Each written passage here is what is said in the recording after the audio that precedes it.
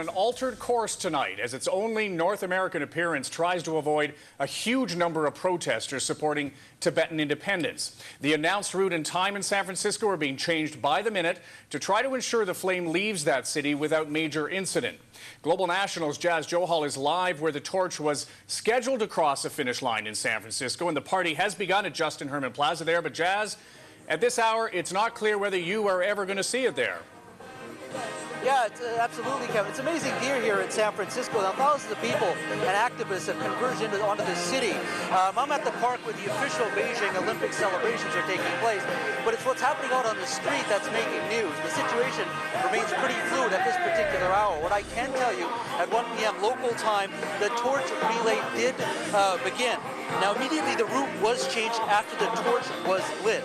Now, instead of running out on the street, organizers say they took it to a warehouse where they re-emerged about 20 minutes after. That was the amazing part. They changed the route immediately when the torch relay began.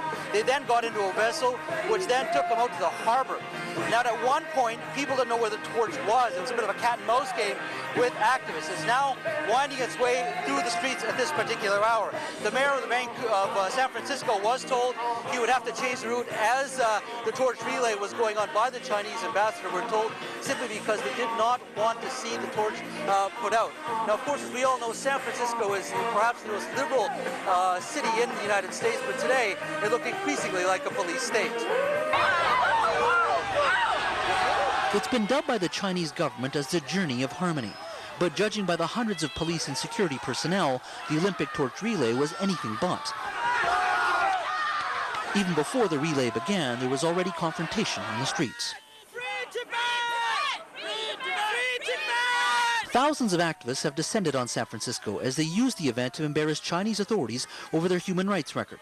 The relay has increasingly pitted Tibetan activists against Chinese nationals. San Francisco was originally chosen as a relay city because of its large Chinese population. Today, thousands of them were present in what has become a public relations battle. China stopped the killings in Tibet!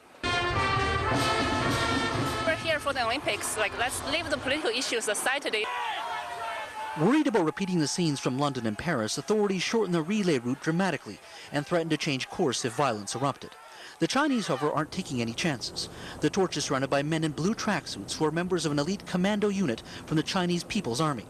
As the rally progressed through the city, there have been continued calls to boycott the Beijing Olympics. For the sake of the beautiful people of Tibet, don't go! Last night, 1,000 people met in downtown San Francisco to bolster support among activists. While this has become an international campaign against Chinese communist rule, it's one that is increasingly led by Canadians. None more so than Ladin Tathong. She helped organize Tibet activists in London and here in San Francisco.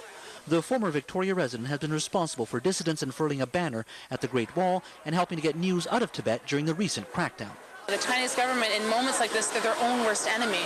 The vitriolic attacks on the Dalai Lama, the way that they act, just so arrogant about their policies. The torch, Olympic organizers say, is a symbol of unity. However, that message is not what the world is hearing.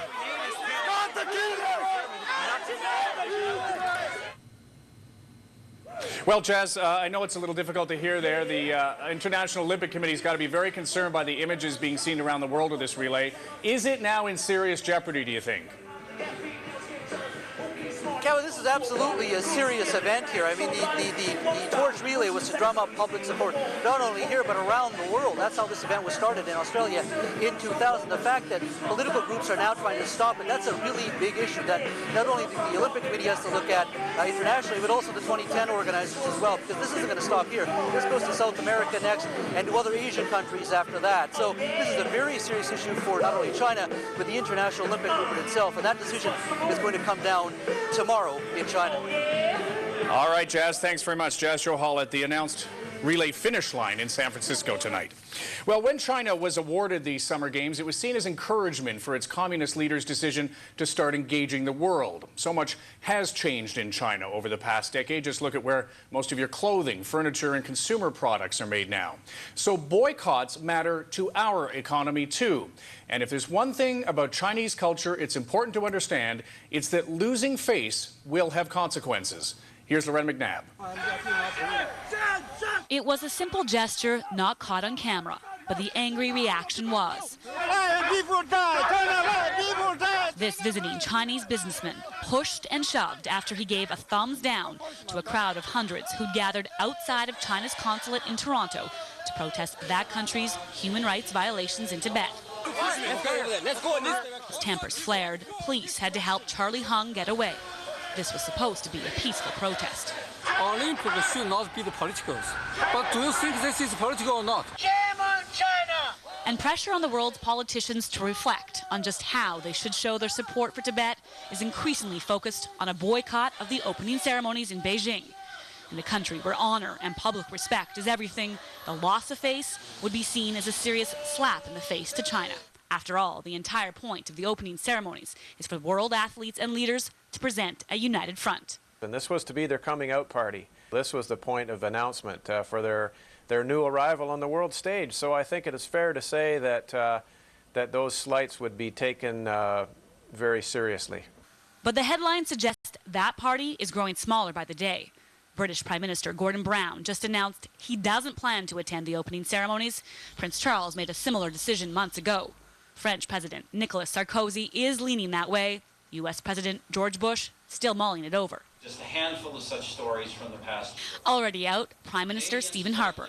While he says he never planned to go in the first place, some have interpreted it as Harper deliberately sending China a message. Many more might. Tomorrow, the European Union will vote on a resolution that will give 27 countries the option of not going to the ceremonies at all. They will feel disgraced because they are expecting all the leaders to be there. While it might be embarrassing, this Olympic historian says boycotts just don't work. I mean, they are not going to change their posture on Tibet. But with the spotlight finally on Tibet, these protesters don't want the debate to stop. They've got another rally planned for tomorrow and every month until the Games begin. Lauren McNabb, Global News, Toronto.